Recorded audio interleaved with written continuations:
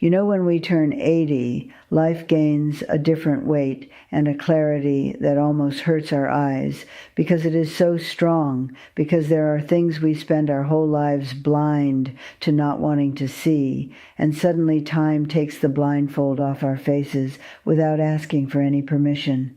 I was sitting here in my old armchair with worn fabric right by the living room window, watching the afternoon slowly fade and the shadows of the trees grow longer and longer on the backyard floor, and I started thinking about how hard it is to learn certain lessons only when the body no longer has that youthful strength to go back and do things differently. 80 years is not 80 days, and the baggage we carry on our backs, invisible to anyone looking from the outside, is enough to bend our spine from so much bottled up feeling. Let me tell you something that I keep deep inside my chest, locked under 7 keys, and that turned into a very bitter truth in my mouth after so much time walking through this world. The worst lie they ever told us, and that we believed like innocent fools, is that tomorrow is a guaranteed place, and that we need to sacrifice our today, sweat blood, and swallow our tears to be happy in a distant future that no one even knows will really arrive. I look at my own hands today, so wrinkled full of bulging veins and stained by the sun of so many decades, and I remember with a tight squeeze in my heart how many times I failed to show them a little affection, to take care of myself just a little bit, or to embrace deeply those I loved, simply because I was too busy preparing the ground for a tomorrow that in the end arrived empty and silent. We have this terrible and destructive habit of postponing life as if we had a signed contract with time guaranteeing that we will have another chance tomorrow morning. I remember so clearly when I married my husband. We were so young, full of life, living in a very simple house with thin walls, and our only dream, our greatest desire, was to build a better life, to have comfort, to buy our little things with the sweat of our work. We worked from sunup to sundown without complaining, swallowing our food quickly at the corner of the table without even tasting the seasoning, just so we could get back to the grind and not lose time. I told myself every single day while scrubbing clothes in the sink that when we had our own house with a good soft sofa and a big television in the living room, we would finally have peace to sit together, lean our heads on each other's shoulders, and talk about our day. But life has a very ironic and cruel way of showing that we control absolutely nothing about the winds that blow. We built our house with so much sacrifice, bought the good sofa with expensive fabric, but we completely forgot what it was like to sit together. The exhaustion at the end of the day was so much, the weight of responsibilities was so heavy that we barely looked into each other's eyes before falling asleep. We kept the best dishes on the highest shelf to use on a special day for an important visitor who never arrived. We kept the most beautiful clothes wrapped in plastic for a wonderful party we were never invited to because we never had time to go to any party at all. And so life went passing, slipping through our fingers like rainwater, and we thought with absolute certainty that we were building a safe castle when in fact we were building a huge cold wall between us and our own daily happiness.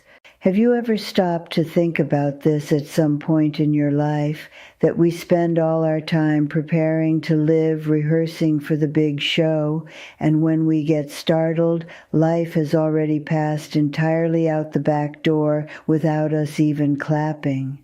When my children were born, I made the exact same mistake that most mothers of my time made, believing from the bottom of my soul that I was doing the right thing and giving my best. I wanted them to have everything I did not have. In my difficult childhood, I wanted them to study in the best schools, to be someone important in life, and to guarantee that I demanded an iron discipline that ended up stealing the lightness of their childhood and the sweetness of my own motherhood. The house was always impeccable, smelling of wax and disinfectant. The floor shone so clean you could see your reflection, and woe to anyone who stepped there with dirty feet from the backyard dirt. I spent the whole day bending down, scrubbing, washing, cooking, ironing, and fighting over any little thing out of place. I fought a lot if they left a toy car thrown in the middle of the living room. I fought without patience if they talked loud while I tried to clean the windows. I fought simply because I was exhausted, drained to the last drop, and took out on those small children the frustration of an entire life dedicated to endless chores and not to true affections.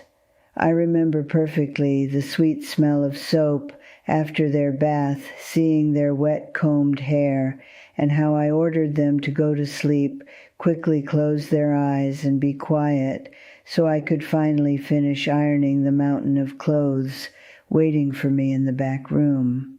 Today their rooms are empty and tidy. Every single day the house has a silence so deep it almost rings in my ear from how loud it is. And the living room floor is always shining clean because there are no children running around to dirty it anymore. And you know what I truly feel when I look at this clean, perfect, and untouchable floor today? I feel a sadness so deep and cold that it takes my breath away.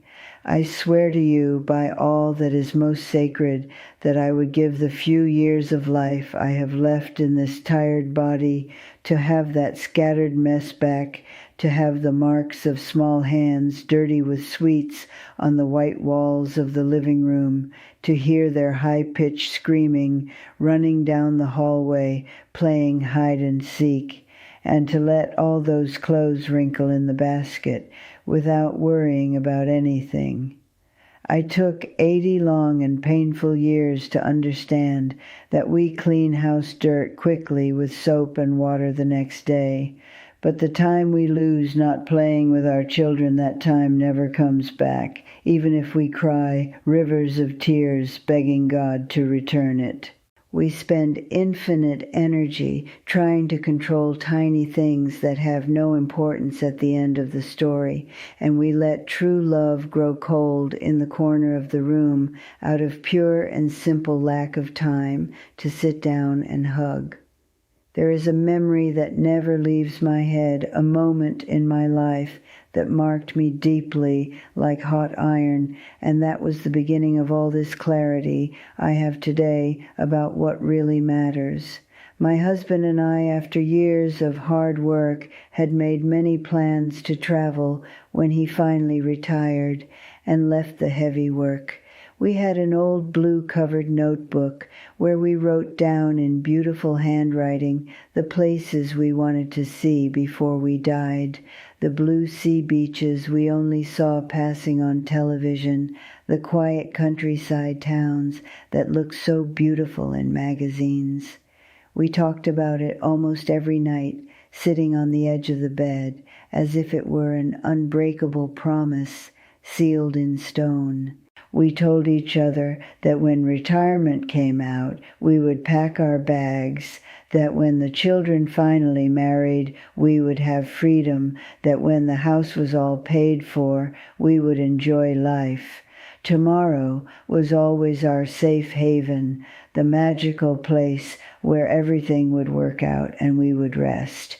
But tomorrow, my child is the most uncertain and dangerous place in the whole world. He got sick exactly 1 year before the long-awaited retirement came out on paper. It was one of those silent, cowardly diseases that take over a person's body without making any noise. And when we finally realize something is wrong, there is nothing more medicine can do to save them. The months that followed after the diagnosis were a terrible mixture of white hospitals with a strong smell, bitter medicines, whole nights awake, sitting on a hard chair, and a constant fear that chilled my spine from my neck to my feet. I stayed there by his bed, listening to the sound of the rain hitting the hospital window glass, and thought, crying inside, that we would still have 1,000 clear mornings to drink our coffee together in our kitchen. And you know what hurts the most to remember. At no time in those cold and gloomy hospital dawns did we say a single word about the blue travel notebook or about the finally paid-off house. We only cried, hugging each other tightly, asking God for one more day of life, one more whole week, one more Christmas, together with the family. He left on a very rainy and dark November afternoon and took with him under the earth all our promises of a beautiful future that simply did not exist and was never going to exist. I was left alone and lost in that house, too big for me, with our good sofa intact in the living room and the expensive dishes stored in the cupboard, choking on all the words of love, of affection, and of forgiveness that I kept in my throat to say on that wonderful trip we never took. This is the hard and torn truth that life rubs in our faces without any pity or mercy when our hair turns all white and our skin wrinkles, marking the end of the line. We have absolutely no control over anything on this earth, and the only moment that truly belongs to us, that is ours by right, is now this exact second that is passing while you are standing there listening to my old hoarse voice. Everything else we try to hold with our hands is pure illusion invented by our heads, so we do not go crazy with fear of the unknown. We live our whole lives saving the good things, emotions, hard-earned money, beautiful words, leaving forgiving someone for later waiting for the perfect occasion and the ideal setting. But the perfect occasion is the crooked and messy life happening today with all its huge flaws and problems without immediate solutions. We suffer absurdly in anticipation, losing nights of sleep over things that in the vast majority of cases never even truly happen, and we lose the unique chance to give a hearty laugh at the funny nonsense of our daily lives. Loneliness taught me to sit and talk to the silence of the house, and the silence told me softly that we need to be much lighter to forgive the mistakes of others much faster, and to love without any measure of economy, because the bill of life closes very quickly and nobody warns you when the invoice arrives. And when it arrives, we take nothing of what we accumulated in the cabinets, except the beautiful memories of what we lived intensely and the love we spread along the path we walked. I go to my living room window today, look at the movement on the street, and see so many young people full of health running desperately, tripping over their own legs, looking all the time at these bright glass screens, losing whole nights of sleep over silly fights over wounded pride, and I feel an immense desire inside me to go down there, grab that person's shoulders, shake them hard and say, "Wake up, boy, wake up, girl. Life is passing, rushing like a river, and you are not paying attention to the waters. The pride we carry in our chest is a heavy, useless stone that only really serves to sink us in the muddy river of bitterness and loneliness." I do not have much time ahead. My candle is already burning very close to the end, and I know this with a lot of peace in my heart. Death does not scare me anymore, not even a little bit, like it scared me when I was a vain young woman, because I know it is part of the natural cycle of all living things, like the dry leaf that falls from the old tree in autumn, to make room and space for a new green leaf to be born the following spring. What would truly scare me, make me tremble with dread, would be to reach my last day, lying in a bed, take a deep breath, and realize that I did not truly live, that I was just a scared, quiet passenger, sitting in the back of the train of my own existence, watching the landscapes pass by the window without ever getting off at any station to smell the flowers. That is why, for everything I went through, I ask you today, with all the affection and love of an old woman who has walked down very dark roads full of holes and thorns, please do not wait for the sun to rise tomorrow to look into someone's eyes and say you love them. Do not wait to have extra money in your account to give a tight hug to someone who needs you. Do not save your good expensive dishes for those visitors who never come to your house.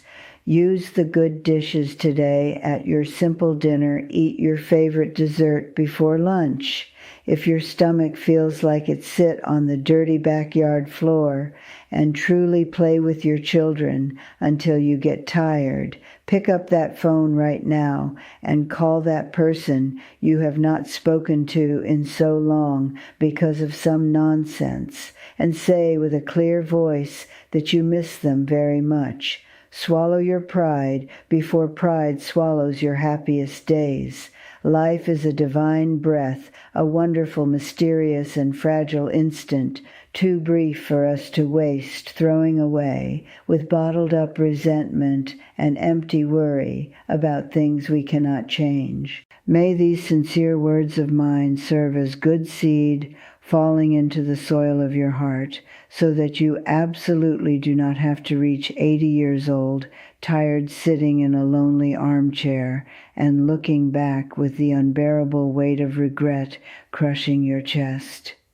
Go live your life now with everything you are entitled to, with courage, to make mistakes with sweetness to fix them, and with the unshakable certainty that today, the right now, is the greatest and most beautiful gift you could receive from heaven, and that is exactly why it is called the present.